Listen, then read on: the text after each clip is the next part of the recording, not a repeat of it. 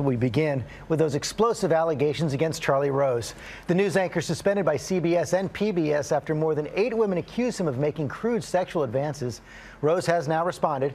ABC's Lindsay Davis starts us off with all the latest. Good morning, Lindsay. Good morning to you, George. Unsolicited shoulder rubs, groping, showering in front of colleagues. These are among the many accusations being lodged at the man Time magazine once named as one of the most influential people. 5 of the women who've come forward say that dating back to the 90s and in recent years, the now 75-year-old grabbed their legs, an act they say they viewed as a test to gauge their reactions. As an actor, you're constantly observing. This morning, a slew of sexual harassment and assault allegations lodged against journalist and TV host Charlie Rose. What you can do, what you can do, what you can do.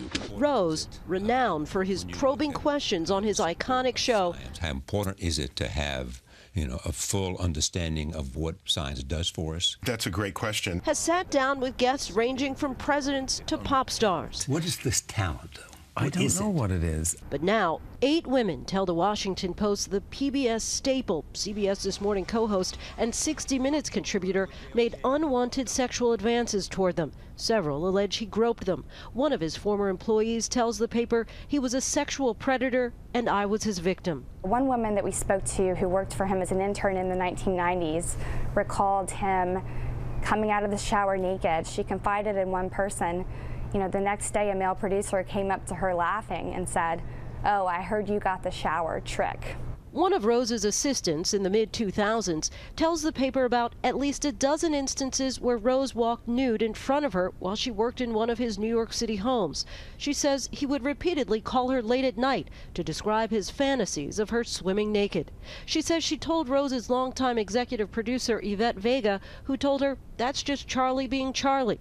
Vega tells ABC News, "I should have stood up for them. I failed. I deeply regret not helping them." Most of these women that we talked to were working for him at a very early stage in their career. So for them, in trying to move forward and potentially move on from the show, I think that there would be a tremendous risk, to speaking out against his behavior if you were possibly worried about getting a job in media. In response to the allegations, Rose says it is essential that these women know I hear them and that I deeply apologize for my inappropriate behavior.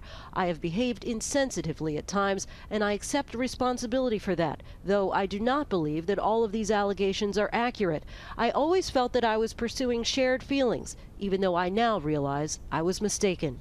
Earlier this year, Rose was asked about former Fox News anchor Bill O'Reilly after he was fired from the network following allegations of sexual harassment. All of the cases that raise the issue of sexual harassment, which is a terrible thing, has probably been not exposed enough, not enough in sense of attention in the past, so that people were afraid to come forward. I think people are coming forward now.